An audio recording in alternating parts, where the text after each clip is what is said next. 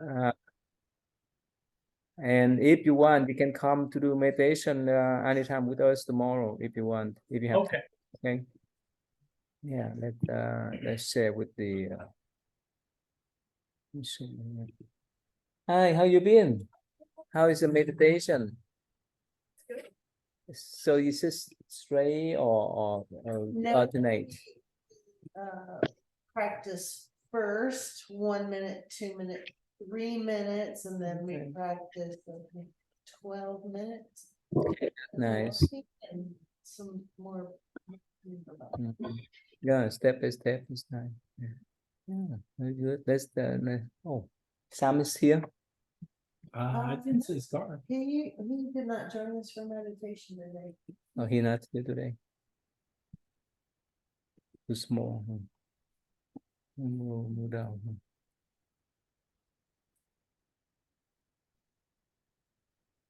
Let's see here. Make a judgment.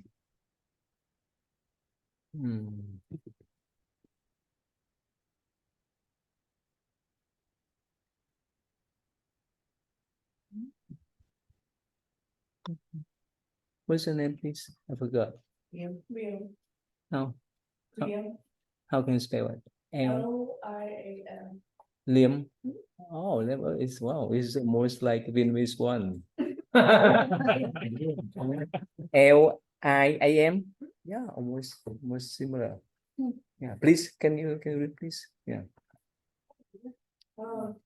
It is in the Vajrayana tradition that visualizations play the most prominent role in meditative discipline.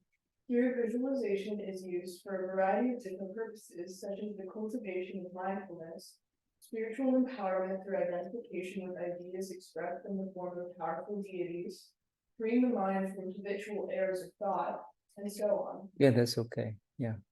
You can please visit it. So Yeah. visualization has a lot of different uses, and it's good for like mindfulness and freeing. In the especially in the Tibetan tradition, they have some techniques that they visualize themselves, let's say Buddha, Bodhisattva, or Guru, to transform themselves. It's like people love some celebrities. They act up like those celebrity. So instead of keeping the anger or jealousy and so forth, so when they visualize themselves as, let's say, their own teacher, guru, or bodhisattva, let's say the compassionate bodhisattva, so they transform themselves from the hatred one to the compassionate one. Yeah, they visualize themselves as that bodhisattva. You heard about this one, right? Yeah. It's easy. Oh, yeah. It's easy. The green Tara or the white Tara, yeah. We visualize ourselves as them. It's not easy, right? Well, I mean, from the way I've been, like, I've done guided versions of those. I mean, for me, that's pretty easy to follow along, you know, but I've practiced those types of things for many, many years. So it's kind of, yeah. You follow. It's the first time you hear. You've been here before. You've been here before. With the meditation teaching. Yeah, we talk about visualization in a Buddhist book, and this is the book we study. Yeah, that's and the portion of that. Yeah. Okay. And Stephen, can you read next, please? All require imagination and concentration. For example, the many tantric initiation rituals usually involve standing within a mandala, a cosmic diagram that symbolizes the sacred or spiritual realm and includes representations of deities and other Buddhist figures. The initiate experiences the mandala by imagining being within it and it within him or her, and also memorizes the form so that he or she can in turn project it upon the world again in future rituals as a kind of visualization practice. Here, I guess you are basically explaining how you concentrate a little bit further and just basically not just visualizing it, but giving it more of a form, and that, you know, you or it, and then it is you, so that basically you can kind of like move forward on, I guess. That's how I am interpreting it, Mofate. Mhm. Yeah. Okay, so there's this form of concentration too, when they visualize themselves as deities, or they visualize the mandala, so that they can focus their mind there. If they have good skill in visualization, everyone is different. Let's see. Mandala here. Art and architecture, balance, links between the Buddhist meditator, visualization process, and cosmic symbolism are elaborated in the Tibetan tradition of mandala. The core meaning of the word mandala is simply circle or enclosure, but due to the cosmological and mystic associations, mandalas are generally understood as maps of the cosmos which visually guide the devotee towards realization. So, yeah, there's different ways of, I mean, I've seen all sorts of really interesting mandalas that, and of course, that these are like westernized, where they do them with flowers and they put them around people, and that's really neat. But yeah, it's anything to lead you to the understanding, maybe non-duality, getting your concentration into a level where you're in a non-dual state, I think is kind of what those practices are designed to do. So you have some visually to do, and so you have some sort of like mental puzzle to do, which eventually gets you to understand non-duality. Hopefully hold your attention there for a bit. Yeah. Okay, Ben, can you read next, please, Ben? Where were we at? I lost track. Right there. Although there are a great variety of mandalas for different Buddhist deities and for different forms of initiation and meditation, all tend to share a number of basic features. In one instance, the outer edge consists of concentric circles symbolizing the succession of oceans and mountains that make up the external world. Inside these circles is a square with a T-shaped gates on each side. These face the four cardinal directions and display a characteristic color, usually white for the east, red for the west, green for the north, and yellow for the south. Okay, Beyond the gate. No, yeah. Stop there. Yeah. Interesting. I never knew the color scheme there. They were all Yeah. very similar like that. It's like that too, nautical maps. But that's why they have the samandana. They dye the sand, and they put it out there. Yeah. So the first one is the ocean, the mountain, right? In the outer circle, right? Another one is the T-shaped gate. Okay. Yeah. Beyond the gate. Beyond the gates. Beyond the gates is a sacred precinct of the mandala, often blue or green in color. In the center is a special meditation deity or some form of the Buddha, at times with his wisdom partner, Prajna. The central image is set in a lotus, and on each of the surrounding lotus petals there can be celestial Buddhas, Bodhisattvas, or protective gods and goddesses. These can represent a pictorial form by symbols by single seed letters, the sounding of which is meant to bring forth the appropriate image in the devotee's mind. Just kind of describing as it goes further in. Interesting. So depend upon the mandala, right? They have different celestial Buddha, Bodhisattva. That's different from the Theravada traditions. They have only one Buddha, the person one, the historical one. But for Mahayana one, this is so elaborated. Yeah.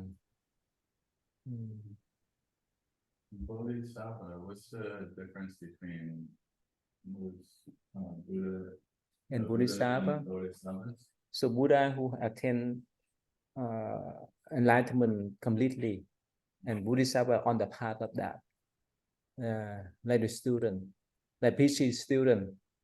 All right. So they got PhD, that's all, but they still working on that kind of degree. I guess that's fundamental. Yeah, but Bodhisattva is not always helping ourselves and help others. Like helping ourselves and help others. Like the student, while they go to school, they can be tutor. They started the same subject, but because they excel on that subject and they have their peer to learn while they're learning. So that's like Bodhisattva. Yeah. And the lotus with the mandala? Yeah. What's the connection there? In Buddhism, the lotus represent the mind. You know, right? You know why Buddhism use lotus flower? Oh, no. You know? It grows out of the mud. Yeah, that's the point. It grows up from the mud. So there's am I so muddy? Am I so confused? If we calm our mind down, we have that kind of pure purity of our mind, clarity of mind. That is why lotus flowers represent our own mind. So you see that on the front we have all kinds of lotus flowers. It's beautiful, right? Yeah. And this is type of mandala help them to focus their mind, like while you draw in something. So If you focus your mind on, you focus your mind on that type of mandala, that kind of visualization. Yeah, that's one of the ways. One the way to refocus our mind. Another way is to focus our mind on the breath, or to focus our mind on the light candle, whichever. So that we can calm our mind that way. Yeah. You know what's the single sit letter? Yeah, I've seen them in like sit-on the script before. Yeah. You saw that, right? It's a lot. Creed, I know there's one. I've seen a lot of them. Okay, that's called the sit letter. Yeah. Okay. In their most basic form, mandalas are simple line drawings. One of the oldest examples of this type comes from Dunhuang in Central Asia and dates to about the 9th century CE. The lotus in the middle carries the Chinese character Fo for Buddha. Elaborate mandalas painted on cloth scrolls or on temple walls were once common in many parts of the Himalayas. The best preserved example being found in Bhutan, Nepal, and those parts of India which are culturally Tibetan, such as Ladakh.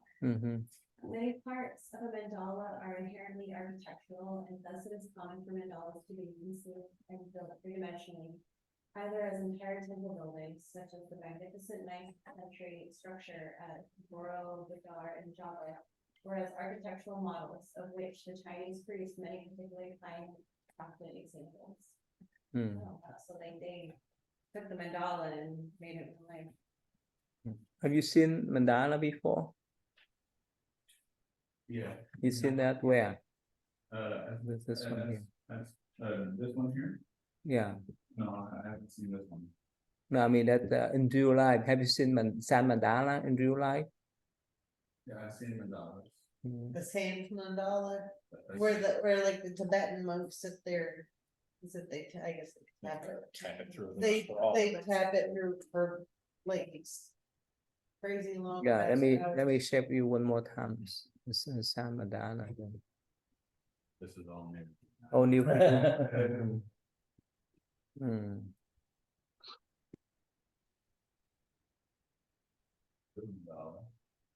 In March. I haven't grown since. Yeah, you pick one. This is. Well, that's a type of meditation too. And here, this one here, this is what we call Kala Chakra. That's if you want that.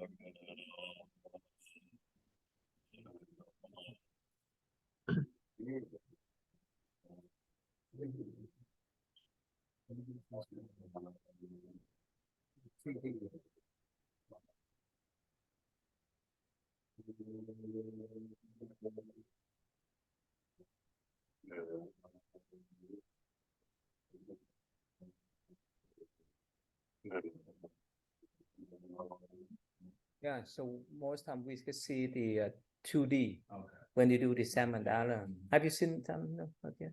Or here, this is I Samadana. can see the T's coming off and the yellow and the red and out in the center. But this one is 3D. Right.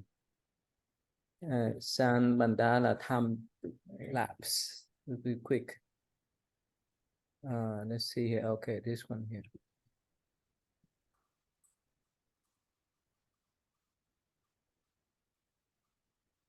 Let's see here.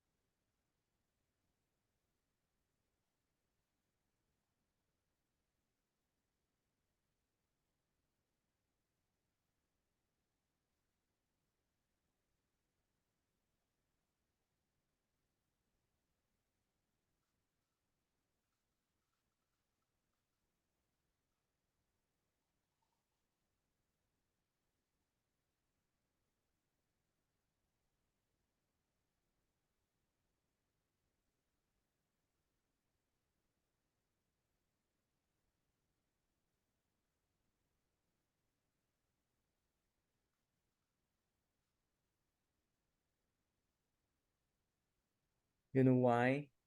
Why after they done with this mandala and they raise this, you know why? Impermanent. Whether it's beautiful or not. It's impermanent. But we keep one. They do, and we ask them to keep one here. Yeah, this is what they call samdala. They make it samsara. We want to have here by 28 August 28. As group of the band we come here to do this. Yeah. And we put in a box then. Yeah. So why why they do the chanting? They do this type of samdana. It's pretty in detail. It's not easy. They have to be trained. So that is the 3D. This one is the 3D mandala here. Yeah. Yeah. You know what's mean by this Borobudur in Java? Okay, let me type for you.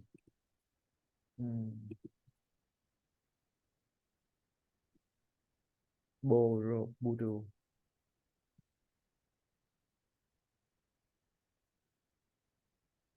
Yeah, this one is here. This was one here. This is like mandala here. You see that? They do it is like the actual mandala. You read that in Indonesia. Yeah, In Indonesia. that's where I was born. Oh, you were Yeah. born? Really? Uh-huh. Oh, you went there? Yeah, well, I was a kid, I was a kid, but yeah, I was Did born in you go Jakarta. there? And I've been all over Indonesia, but a lot of it was the kid. I've been back just as an adult, like following. Well, that's nice. Jakarta. Yeah. And this is one of the actual mandala. It's a famous one. When was that? Was that the one built in the 9th century CE? Let me see. I don't know. I don't know the exact time. Yeah, that's. It's in the, Yeah, it's in the book. Is that it says in the. when? It says in the book. 9th century? Yeah. Anh, how you been, anh? Dạ, con chào thầy. Yeah, how you been? Good, thầy. Yeah, we study. We learn about the mandala again. Yes. Let's see here. Okay. And in Donghuan in Central Asia, they store a lot of Buddhist scriptures, artifacts, and scroll and so forth. This is here. And let me type for you. Donghuan, they call Donghuan Cave.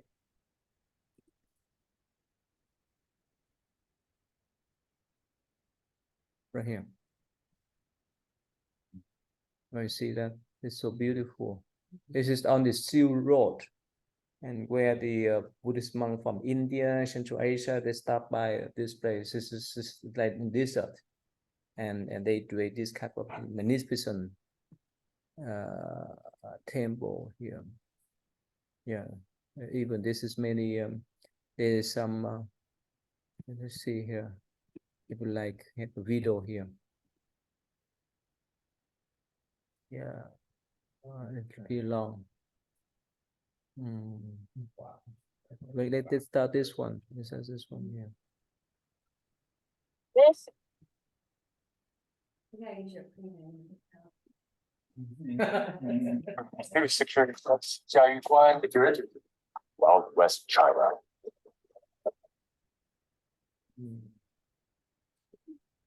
It is day 8 of this road trip. Let's take a look at what we did today. We started out from the previous city, which was Jiayuguan. Yeah, we had to get up early again to go to the train station. And once we got to Dunhuang, it was like. That one is better. The other one is better. This one is shorter. Yeah, they replicate in Macau near Dunhuang. Let's see here. There's a lot of video clip.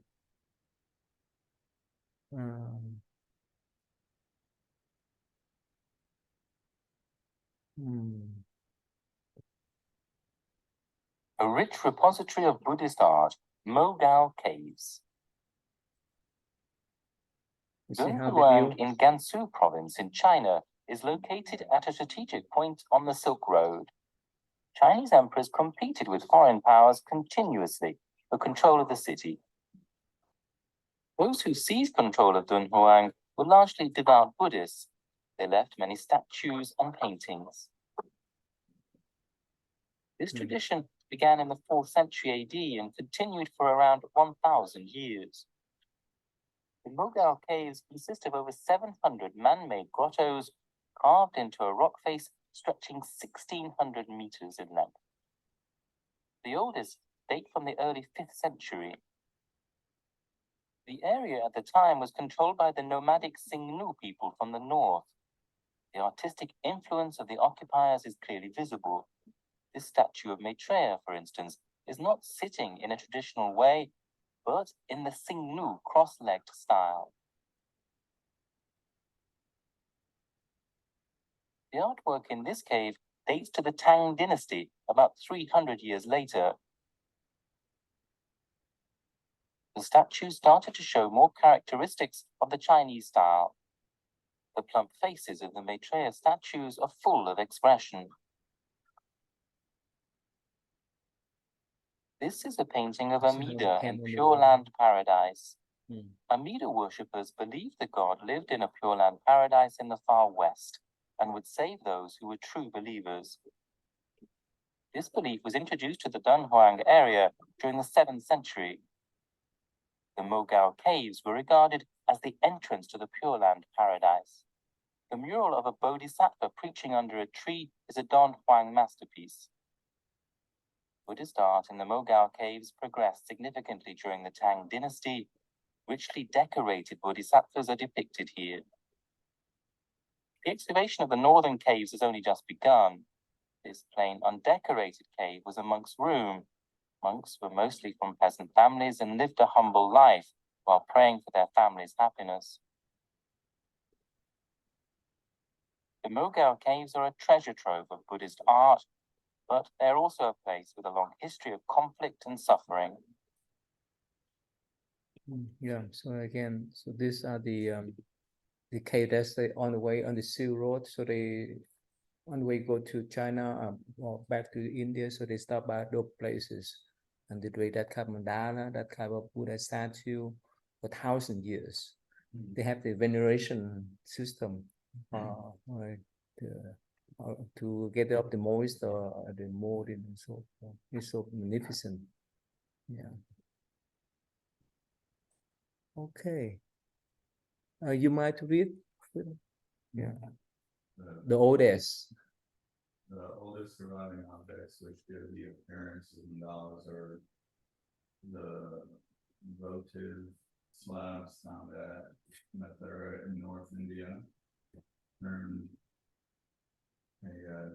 Pada in inscriptions date to the 2nd or 3rd century CE. Although they lack the 4 gates of the latter mandalas, the Ayodhya have a circular format with a sacred image surrounded by auspicious emblems and assorted celestial beings. Yes, we can stop there. So this one is the early one, right? Up to the 2nd and 3rd century, more than 1,000 years ago. Yeah. So maybe yeah. Anand, you follow us, right, Anand? Dạ con theo dõi thầy. Dạ. Okay, good. Let me type. Cool. Okay. That's okay. We can skip it. Okay, and Stephen, can you read next one? Circular device. Circular devices 4. This one, the mandala here. This is the old mandala here. Yeah.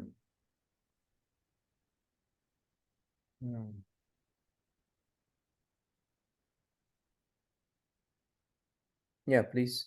Next one.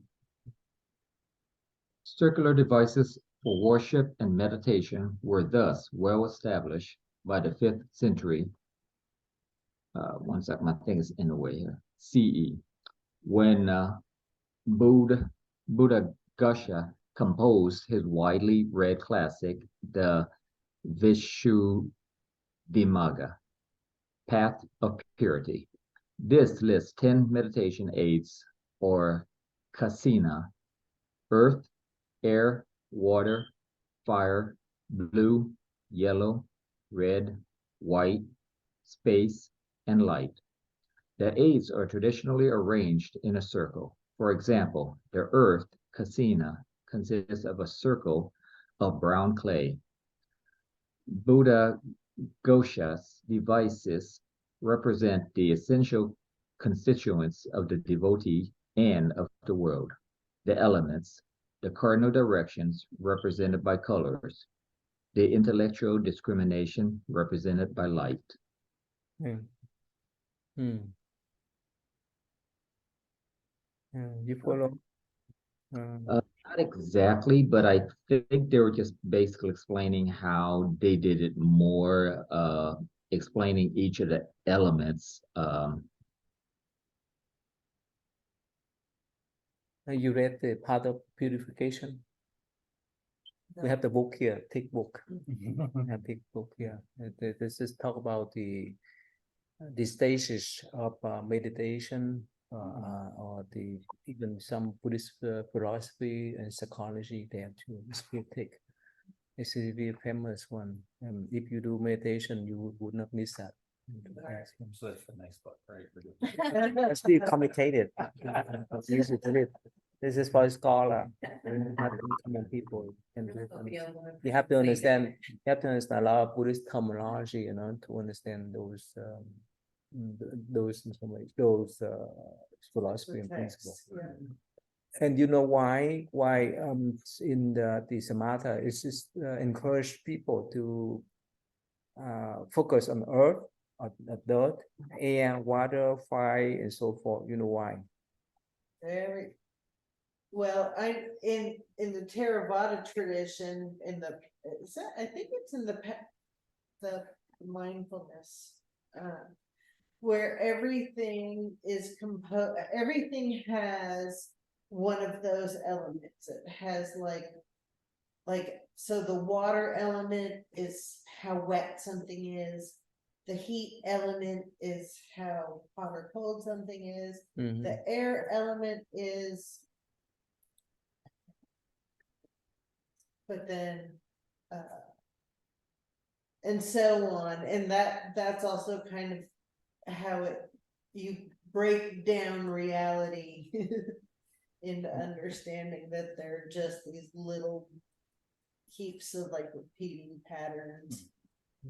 You know why they encourage us to focus on water, earth, wind, and so forth. Why? Environment. Very compound elements. Yeah, very compound elements. And what else? Yeah. Because we are made of all of those elements, and once you see that all of those elements are you, of course that kind of brings you back to that understanding and no self. You understand why most of the time we focus on those couple of basic elements, right? The earth, the water, the air, the fire, and so forth.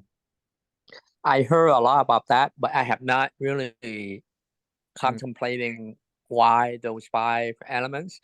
But as we talk about the purity of, like nothing, like no vô ngã and so on, no self, then even water is actually not, we call water, but actually it's made up of atoms, right? So H2O, so 2 hydrogen and oxygen to make up water. So in theory, water is not theory, but in reality, water is not, we call water, they actually made up of 2 different things. And then in those 2 different things of hydrogen and oxygen, they're not even hydrogen, we call it hydrogen, but it's made up of something else, right? 2 neutrons and so on and so forth. So at the end, nothing really have a self. As you were talking about this, I'm just reflecting at the same moment. But I mean, I have heard a lot about those 5 elements, but I'm not sure how it will help me, I guess, in practice. I mean, it helped to not think about it, but to actually use that as a way to practice meditation. I have not actually using that myself to know how to do meditation, but just talking through this, I can see the basic element of life is not life, but just the concept of everything in life is never have a self. It's always constantly changing. So don't hang on to it, right? So the more I'm thinking and reflect on it, don't hang on to anything because everything always changing and cannot be the same all the time. That's what I can take out of those 5 concepts, I guess. Ben, what do you think, Ben? Why to think about the earth, fire, the different elements? I don't know. I was thinking of that. I honestly don't know. Like I have no clue. And Stephen, you understand why? Somewhat, not at the deeper level, but I guess all around us consists of those elements. And just like if we don't take care of and purify our own self and purify that all around us, you're basically creating or destroying your environment if you don't take care of it. So in a general sense, that's how I am understanding it. Okay, let me give you an example. Let's say you put the cup water here on your right side, and in the left side you put a birthday cake. How you feel when you look at these 2 items? Well, yeah, your brain's telling you sugar. So which one we want that may disturb your mentality? This one, you understand that? Yeah, the birthday party cake, right? The birthday cake. That's just that trigger your you're thinking about the food. That's a good word, trigger. What is that? Like that. Trigger. Yeah. That's why or we put anything. That's why in Buddhist meditation, we need to train our mind to be stable. We need to train our mind not to swing to the hatred side, to the light side, or to this light side. Right. So let's say, okay, one more time, the birthday cake, and how about the let's say a piece of cloth, a paper that I pick up from the ground, put here. So definitely we have tendency to stay away or reject this kind of dirty cloth, a piece of paper, right? And we like to think like this. Oh wow, it's so delicious and so forth. Even we have not tasted yet. So our minds win between like the birthday cake and dislike dirty cloth. You see that? So our mind always winning because of those type of items. But when we let's say when we put that kind of water bottle here, it would not trigger as much unless we're thirsty, right? It would not trigger our mentality. It's so that when the more we focus on them, the easier it is to calm our mind. So that's the purpose. You see that? So that's why it's what they call it. We focus on those couple of elements as the neutral object to stabilize our mind. The more we focus on them, the more we stabilize, we settle our mind. That's one way. Instead of focus the cake, or instead of focus on the dirty one, the dirty cloth. Make sense? And Stephen? Yes. Yeah. Is that that's what I wanted to go back to in the reading, because it said intellectual discrimination or some wording like that. Is that talking about the monkey mind, kind of like as you're describing it? Yes. Let's see here. Yeah, it was on the very last paragraph at the very end. Where'd it Yeah. go? Intellectual Intellectual discrimination. discrimination. Yes, that's right. Yeah, that's why. That's why we, especially in the what they call samatha meditation, it can give us the encouragement to focus on those kind of neutral object instead of any object that may trigger our like or dislike. When we have the kind of like dislike, defer or rejection, so we have the type of fluctuation in our mind. And that's the And mind. I think too, in like insight meditation, intellectual discrimination is also understanding wholesome states of mind and unwholesome states of mind. And Yeah. Or So more per se, I yes, have a question. yes, and So let's say we take water. Okay, so if I'm at peace and at stable, I say okay, just think of only water, the actual water itself.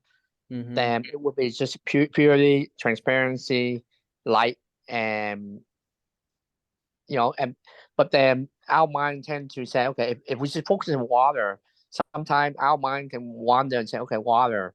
Then my mind tends to thinking about, the ocean. The ocean can hurt people, wave, tsunami, right? And then sometimes water can be very tranquil, waterfall. How come? And then my mind can go into like water. There are poor people who does not have water. Then, so my mind tends to think about those type of things. So how could we? So the question is, when we should focus on the tắm của cái water, right? I'm not sure what's the word for the English, but what purity, is the nature, the the nature. nature, the nature of water. What is the nature of water, right? Not the So way.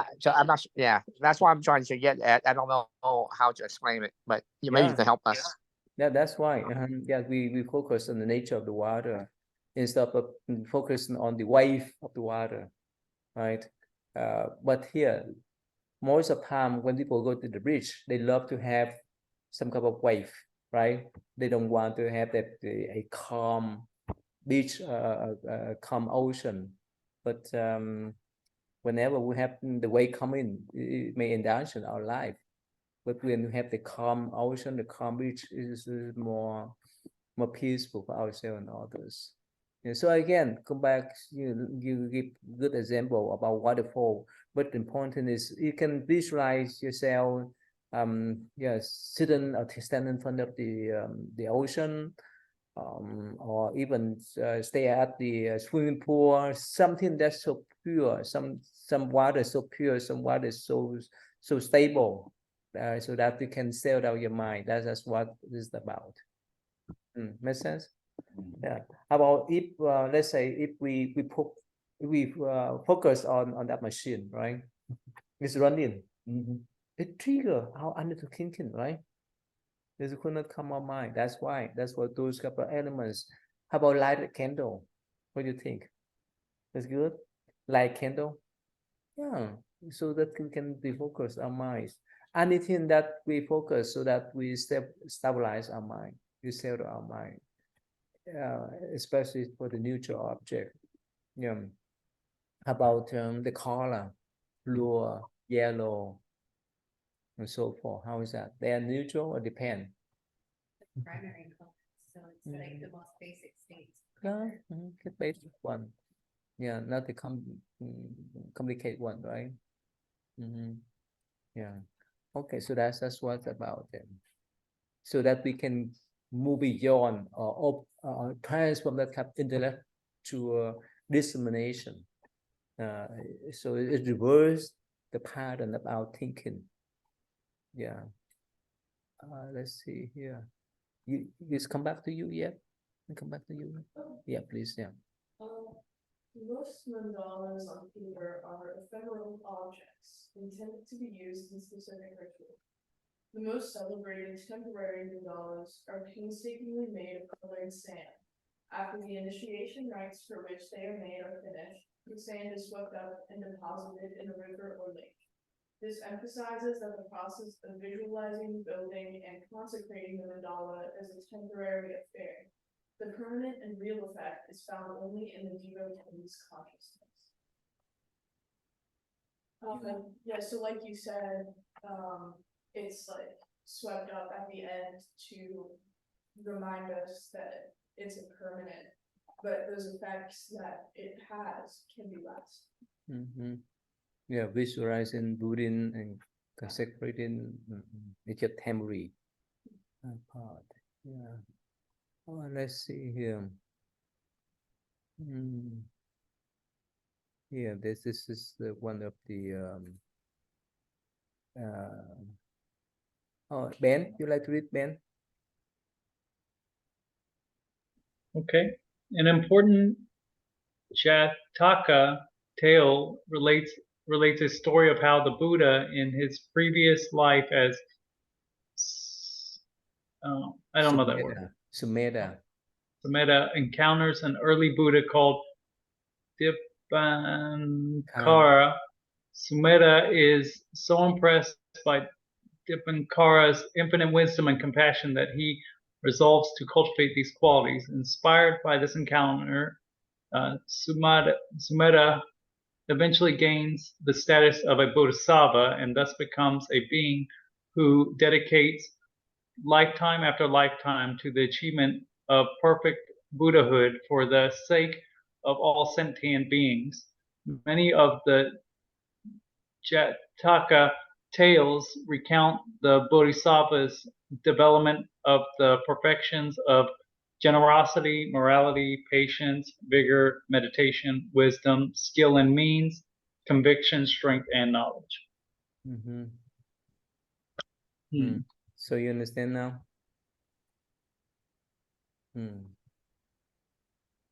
Yeah, the way that the Bodhisattva was explained to me is it's the deity or the being that denied enlightenment to help all sentient beings, all living things. The beginning of this passage that when the Buddha passed life, he met this Buddha.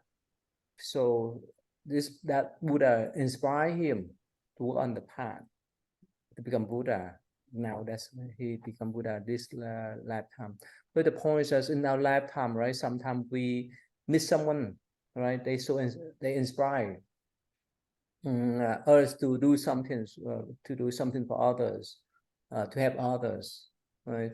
Like when you go to school and you see, oh wow, that professor, they teach so wonderful. So I want to become one of that professor, or want to become one of that teacher.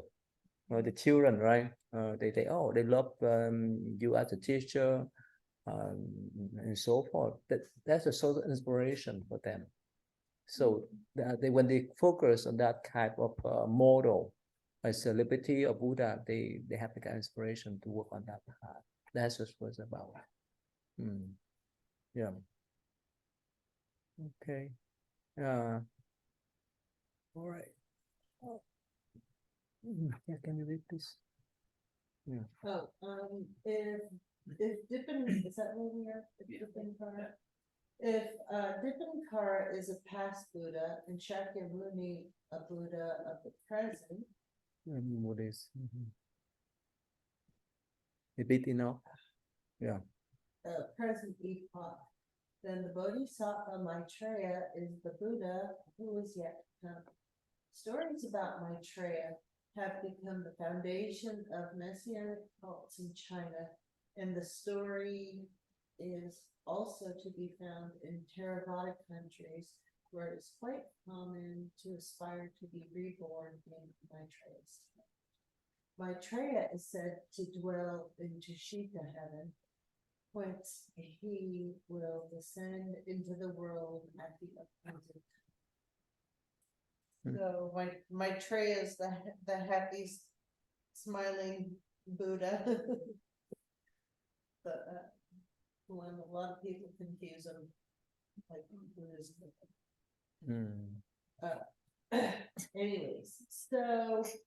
Anyways, he's the future Buddha in the next epoch. To Sita heaven. And so yeah, that's where he is now, but I guess eventually this Buddha will die and this Dharma will die out. And that's, It estimates as about 500 million years from now that he will come down. Yeah, but it's pretty long for us. But in Buddhist view, when we die, we will be born again. It's not too long. yeah. Yeah, just I have a question. When we talk about the Maitreya as Yes. the future Buddha, to me, help me understand, I guess, the this concept a little bit, because if it to me that we're saying that the future already planned or predetermined, somehow at a certain point, it seems like something already predetermined, the cycle of universe. I thought you follow me. So things already happened. So the second movie Buddha saw this and see this wave advance.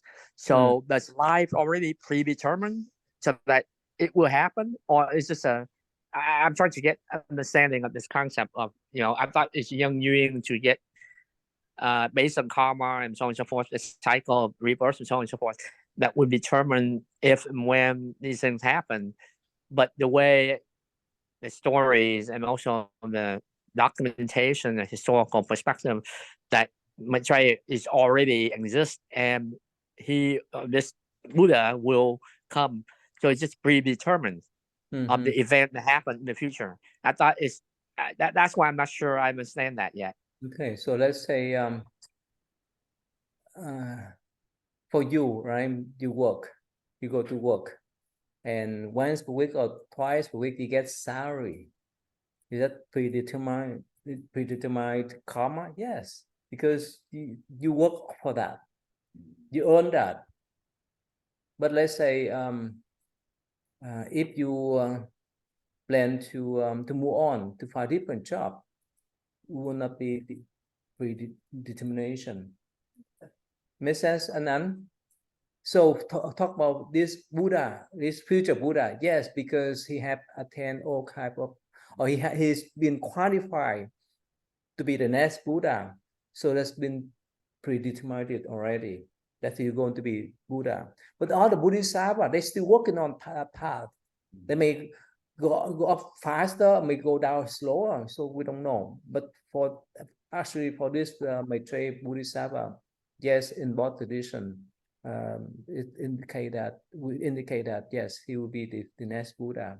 So in life, so do our life, something that we done, we working on that type of karma, and the next couple of weeks, next week we will get that type of reward, like their salary. But for that for different occupation, different profession that we may move on to do, we may not know whether we get the same lump sum, the same salary or not. We don't know. So it depends. So that's understandable, Anand.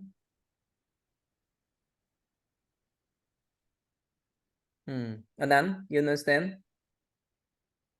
You want to spend in the way, different way? What do you think?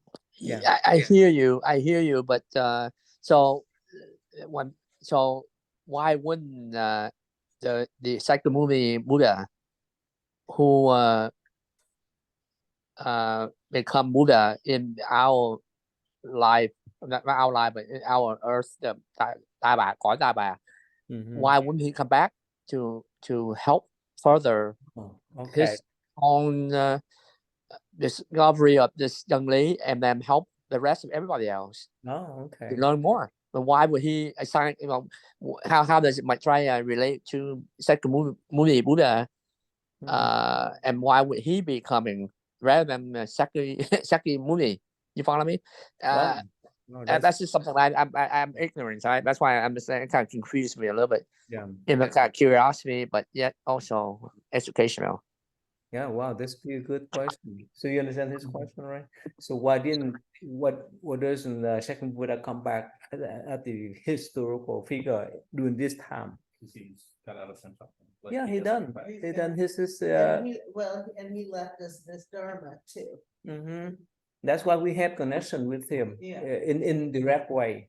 Yeah, Yeah, and his I mean that his responsibility or his teaching on this earth in general he's done, and he passed actually one of those sutra. The Buddha say that whoever study from him, whoever study his teaching, those people will be the disciple of this Buddha, the Maitreya Buddha. So it's like